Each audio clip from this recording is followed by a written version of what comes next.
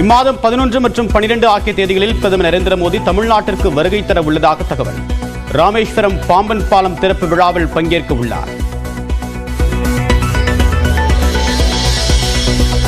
சென்னையில் ஆபரண தங்கத்தின் விலை சவரனுக்கு 680 ரூபாய் சரிவு. பட்ஜெட் தாக்கல் காரணமாக சனிக்கிழமை 62,000 எட்டிய நிலையில் இன்று 61,640 ரூபாய்க்கு விற்பனை.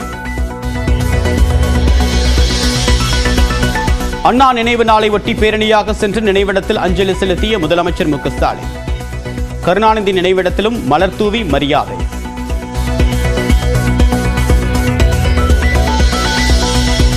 ராணிப்பேட்டை சிப்காட் காவல் நிலையத்தில் நள்ளிரவில் பெட்ரோல் குண்டு வீச்சு. கல்லூரி மாணவரை பிடித்து காவலர்கள் விசாரணை.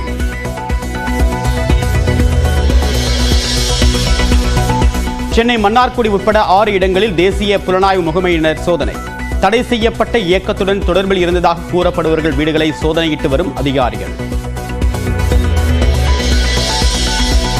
தமிழ்நாடு சீருடை பணியாளர் தேர்வாணைய தலைமை அலுவலகத்தில் கடந்த ஆண்டு நிகழ்ந்த தீ விபத்து தொடர்பாக புகார். தன்னை தீ வைத்து எரிக்க முயற்சி நடந்ததாக கல்பனா நாயக் குற்றச்சாட்டு. ஈரோடு கிழக்கு தொகுதியில் இன்று மாலையுடன் நிறைவடைகிறது பரப்புரை. கடைசி கட்ட வாக்கு சேகரிப்பில் அரசியல் கட்சி தலைவர்கள் தீவிரம். ராமநாதபுரம் மாவட்டம் மண்டபத்தை சேர்ந்த 10 மீனவர்கள் இலங்கை கடற்படையால் கைது. எல்லை தாண்டி வந்து மீன்பிடித்ததாக கூறி நடவடிக்கை.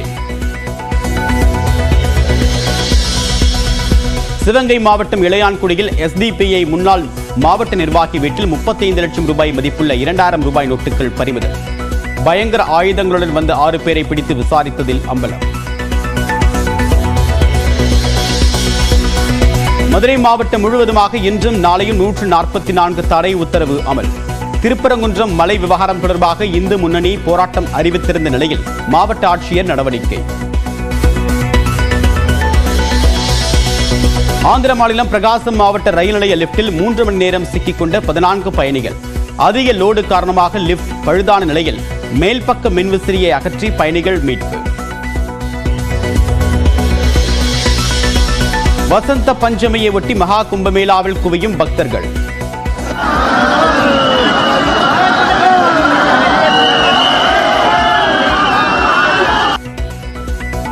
நேற்று மட்டும் 3.5 கோடி பேர் புனித நீராடி நிலையில் கூட்ட நெரிசலை தவிர்க்க சிறப்பு ஏற்பாடு. பாலியல் வன்கொடுமை வழக்கில் மலையாள நடிகரும் MLA-வுமான முகேஷ் மீது குற்றப்பத்திரிகை தாக்கல். சிறப்பு புலனாய்வு குழு நடவடிக்கை.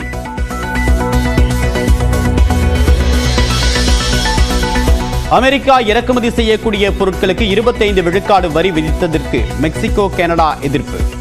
இரு நாடுகளுடனும் இன்றும் பேச்சுவார்த்தை நடத்தப்படும் என்று அதிபர் ட்ரம்ப் அறிவிப்பு. வாரத்தின் முதல் நாளான இன்று சரிவுடன் தொடங்கிய இந்திய பங்குச்சந்தை. சென்செக்ஸ் சுமார் 600 புள்ளிகளும் நிப்டி சுமார் 200 புள்ளிகள் வரையிலும் வீழ்ச்சி. இங்கிலாந்திற்கு எதிரான 5வது T20 கிரிக்கெட் போட்டியில் இந்திய அணி இமாலய வெற்றி. 150 ரன்கள் வித்தியாசத்தில் வீழ்த்தி அசத்தல். சென்னை அருகே பழங்கால கார்களின் கண்காட்சி பாரம்பரியத்தின் அடையாளத்தை பிரதிபலிக்கும் வகையில் பிரம்மாண்டமாக நடைபெற்றது. அதில் இடம் பிடித்த எந்தெந்த கார்களுக்கு என்னென்ன சிறப்புகள் விவரிக்கிறது இந்த செய்தி தொகுப்பு. உட்கார்ந்திருக்கிறது ஒரு 100 வருஷம் பழமையான ஒரு கார். இது எப்படி கிடைச்சது அப்படின்னு பாத்தீங்கன்னா, சென்னையில ஒரு கார் கண்காட்சி நடக்குது. கிட்டத்தட்ட ஒரு 100 ஆண்டுகளுக்கு மேலாக இருக்கக்கூடிய பழமையான கார்களினுடைய கண்காட்சி. வேர்ல்ட் வார்ல தொடங்கி பல ராஜாக்கள், மன்னர் பரம்பரைகள், அரச பரம்பரைகள் வச்சிருந்த பல கார்களும் இங்க கண்காட்சியில இருக்குது.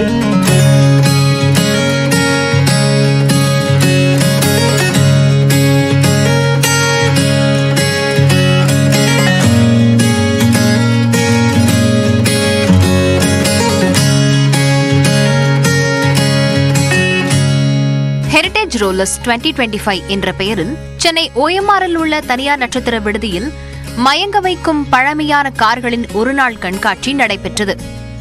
முதல் உலகப் போருக்கு முன்பு தயாரிக்கப்பட்ட BMW, Benz, Rolls Royce, Jaguar, Cadillac Lancia, MG, Ford, Chevrolet, Nissan உள்ளிட்ட நிறுவனங்களின் 80க்கும் மேற்பட்ட பழங்கால கார்கள் இந்த கண்காட்சியில் தங்கள் அழகையும் கம்பீரத்தையும் வெளிக்காட்டின. இருவர் அமர்ந்து செல்லும் கார்கள் தொடங்கி அதிகபட்சம் 7 பேர் அமர்ந்து செல்லும் வரையிலான கார்களும் இவற்றில் அடங்கும். 100 ஆண்டுகளுக்கு முந்தைய கார்கள் என்பதால் இவற்றில் AC வசதி போன்றவையெல்லாம் கிடையாது.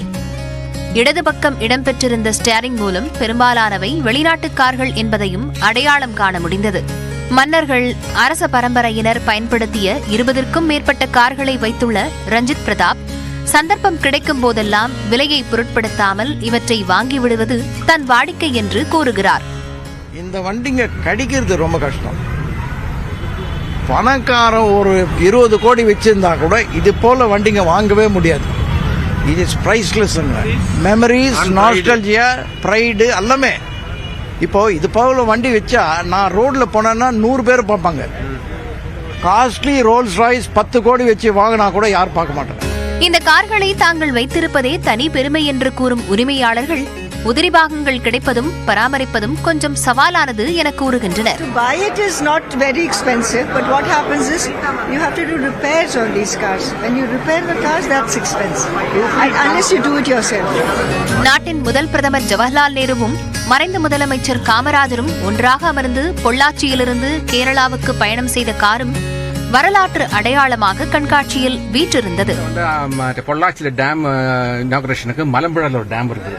அப்போ அவர் வந்து விசிட் பண்றதுக்காண்டி நெஹ்ருஜியும் காமராஜும் பொள்ளாச்சியிலிருந்து பாலக்காடு மலம்புழா டேமுக்கு டிராவல் பண்ண வண்டி. இந்த கண்காட்சியில் நடிகர் அரவிந்த் சாமி சிறப்பு விருந்தினராக பங்கேற்று ஒவ்வொரு காரின் வரலாற்றையும் பொறுமையாக கேட்டதை பார்க்க முடிந்தது.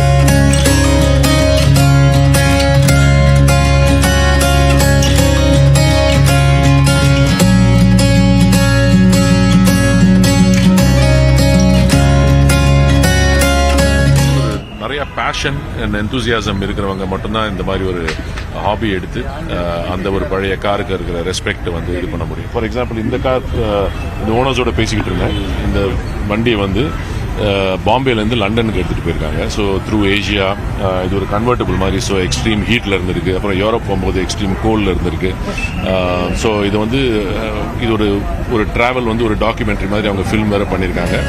எத்தனை கோடிகள் கொடுத்து நவீன கார்களை வாங்கினாலும் அத்தனையும் தாண்டி பாரம்பரியத்தின் அடையாளமாய் நிற்பது இந்த பழங்கால கார்கள்தான் என்றால் மிகையல்ல. நியூஸ் 18 தமிழ்நாடு செய்திகளுக்காக ஒளிப்பதிவாளர் ஆனந்தராஜுடன் செல்வகுமார். தமிழ்நாடு சீருடை பணியாளர் தேர்வாணையத்தின் முறைகேட்டை வெளிப்படுத்தியதால் தன்னை உயிருடன் தீ வைத்து எரிக்க சதி நடந்ததாக பெண் ஏடிஜிபி புகார் அளித்திருப்பதாக அதிர்ச்சி தகவல் வெளியாகியுள்ளது. சென்னை எழும்பூரில் உள்ள தமிழ்நாடு சீருடை பணியாளர் தேர்வாணையத்தின் தலைமை அலுவலகத்தில் ஏடிஜிபி அறையில் கடந்த ஆண்டு ஜூலை மாதம் திடீரென தீ விபத்து ஏற்பட்டது. முதற்கட்ட விசாரணையில் ஏசி மின்கசிவு காரணமாக தீ விபத்து ஏற்பட்டதாக தெரிவிக்கப்பட்டது.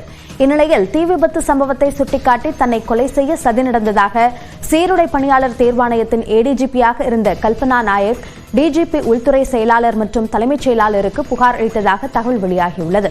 சம்பவத்தன்று தேர்வாணைய தலைமை அலுவலகத்திற்கு வந்து கொண்டிருக்கும் போது மூத்த காவல்துறை அதிகாரி ஒருவர் தன்னை தொடர்பு கொண்டு தீ விபத்து குறித்து தகவல் அளித்ததாகவும் தனது அலுவலகத்திற்கு சென்று பார்த்தபோது தனது இருக்கை முழுவதுமாக எரிந்து கிடந்ததாகவும் புகாரில் தெரிவித்திருப்பதாக கூறப்படுகிறது.